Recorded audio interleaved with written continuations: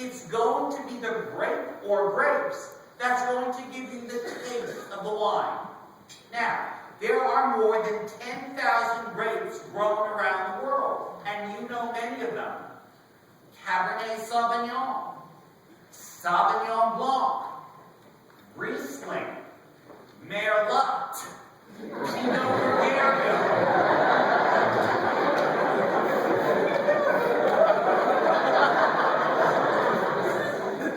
Can you hear the jokes in the chat seats?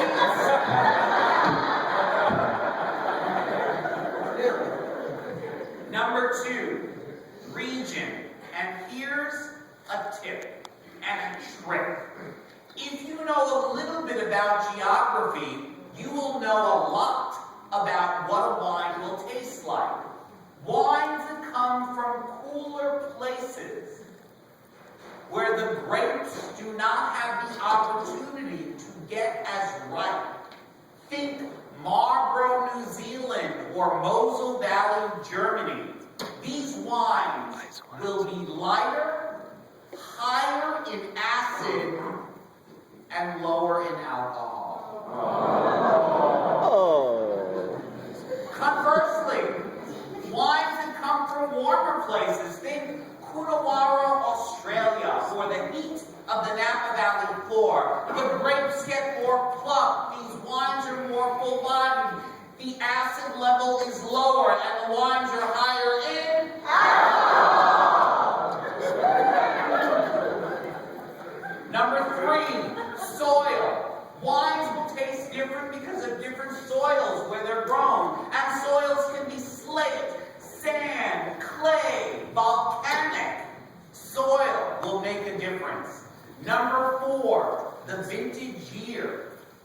A bottle of wine is a snapshot in time of one growing season. And each year will be different. Certain years it might be more rainy or sunny or haily. Is that a word? And number 5, winemaking. How is the wine made?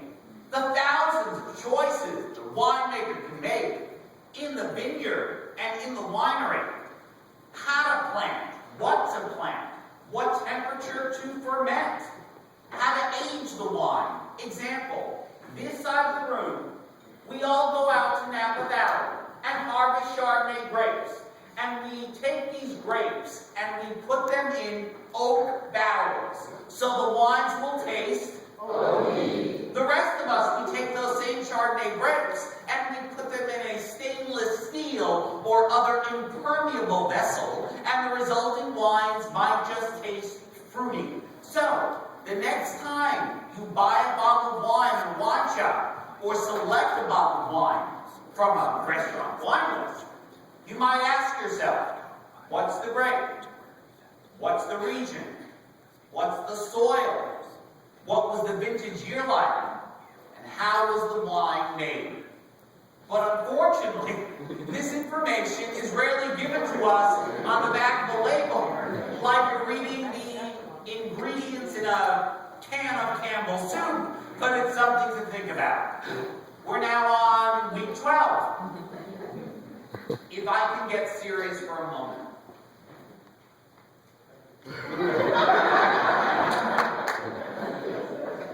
If I can get serious for a moment.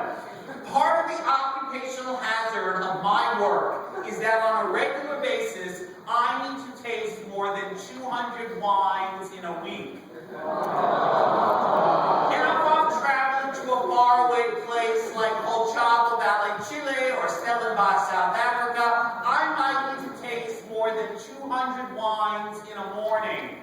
You were late on that cue. In a morning. If there was not a methodology as to how to truly taste wine, I would generally be on the floor at 8 a.m. There is a technical term for that in my world. It's called palate fatigue. When I went to college, we called this praying to the porcelain god. I'm going to suggest today a way to taste wine as a way to remember what you taste, and a way to put it into words that truly you will understand, and other people will understand. I call this the 6 S's of wine tasting. Here we go. See, swirl, smell. Everybody. See, swirl, smell. Sip, swish, spit.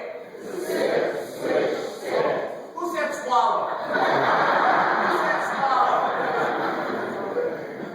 You know something? I'm on board with that. Let's pick up our first glass of wine and go through the 6 S's. Here we go. See, note the wine's color. To do this, you hold the glass from the stem or from the foot. From the stem or from the foot. In other words, we do not cup. We do not fondle. We do not caress. You know, I feel like I'm reading from the Human Resource Manual of a major U.S. corporation. No cupping, no fondling, no caressing. But I settled that lawsuit.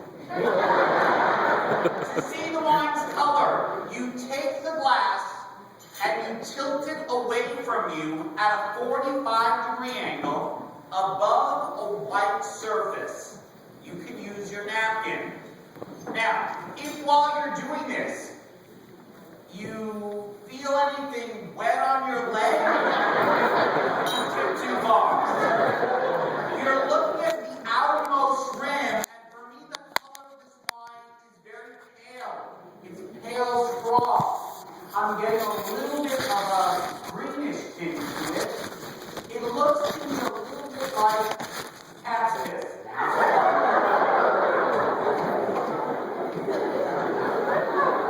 Excuse me, a peu de pipi de chat. You know, at yesterday's new discovery session on the tour, someone said this Sauvignon Blanc tasted like cat's piss. And I said, how do you know this? Here's a tip. A wine that looks light will taste light. See, swirl. Give the wine a bit of a swirl. Introducing oxygen will allow you to get more of the wine's aromas or bouquet. And those of you who I'm seeing are having trouble with swirling, let's put on the training wheels. Put it on a hard surface and go big circles, little circles, big circles, little spin lift, and now smell. Smell is a vital part of wine tasting because the majority of taste is in your sense of smell. Your palate, your tongue, can only perceive 5 basic taste sensations: sweet, sour, bitter, salt, and savory. Everything else is in the nose. So let's smell this wine again.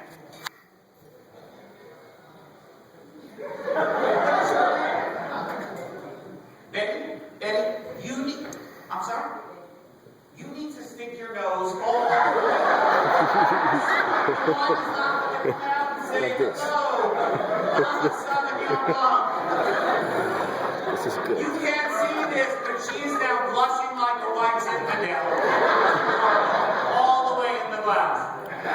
See, swirl, smell, sip, swish, swallow. Here's what I like us all to do. For me, wine is about connection, human connection, and shared experiences. I'd like you to raise a glass.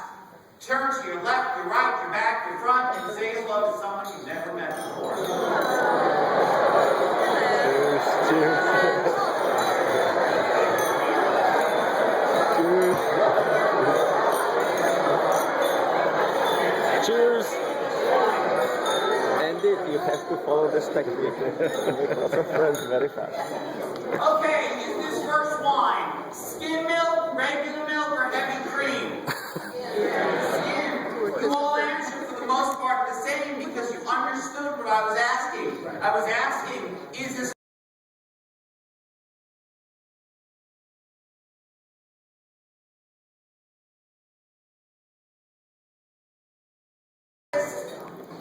dry. And the finish makes me want to go like this. Mwah, mwah, mwah. Everybody. Call me. Who here did not like this wine? And that's okay if you can articulate what you did not like about it. Sir, over there, what do you not like about the wine? The dryness. The dryness. What is your name, sir? Madison. Madison. Can you stand up for a moment, please?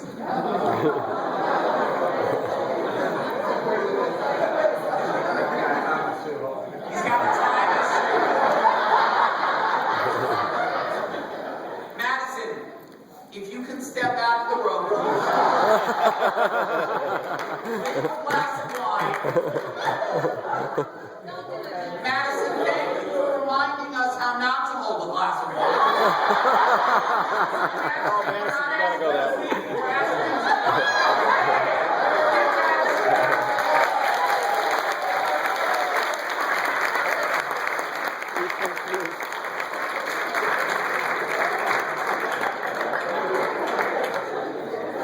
Come on here, sir. Once again, give Madison a round of applause.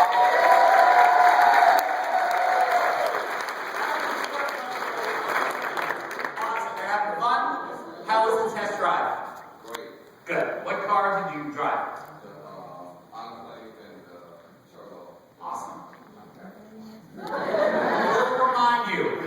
Okay, so Madison, you didn't like this wine because it was too dry, and I understand that. But Madison, I tell you that when you bring wine and food together, they change. So imagine if we were serving this wine to you with salad, with a high-acid vinaigrette, or grapefruit slices with crab meat. So Madison, I've got a question for you. Can I feed you some lemon?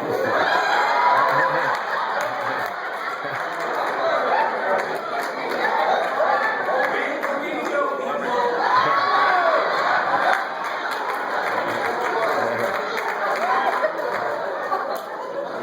Hits.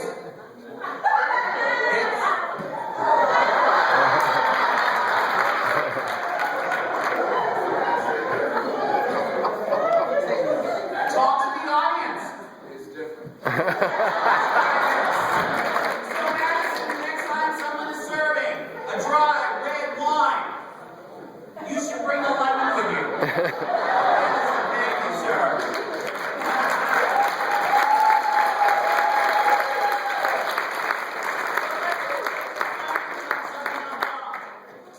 It's different, right? Different, it becomes softer, it becomes more full-bodied, it becomes fruitier. Our next wine, similar to on the Buick Discovery Tour. Your perception of Buick might have changed. You're looking at the cars in a new way. Our next pairing is expecting the unexpected. Let's taste our red wine. This is a red wine from Spain, made from a grape called Tempranillo. Everybody. No, all on three. 1, 2, 3. Let's taste this wine. It's dry. It's got some bitterness to it, which you find in the skins of red grapes. That's called tannin. And you can serve this wine with a hearty roast or some cheeses. But I said expect the unexpected. And with this wine, I've chosen to pair a chocolate dusted with sea salt. Let's all taste this. And as you're tasting this, if you like this combination, slice up some baguettes, put an ounce of chocolate on the baguette, drizzle with sea salt, and stick it under the broiler for 2 minutes. It is an awesome combo. Dry red wine with chocolate. Did you like that? Ladies and gentlemen, we are now on week 20. First off, I have to say, you guys were awesome, and I hope you had as much fun in the audience today as I had up here today. So thank you.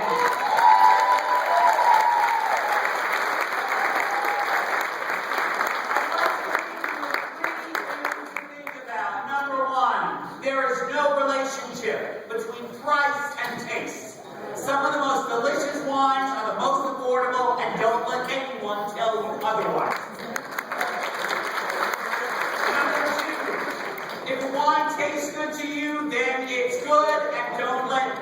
until you otherwise. And number 3, I'd like to quote America's first wine connoisseur, Thomas Jefferson, who as president spent more than 25% of his yearly salary on wine. He said, wine is a necessity of life for me. And for me. And I hope for you too. Thank you very much. Ladies and gentlemen,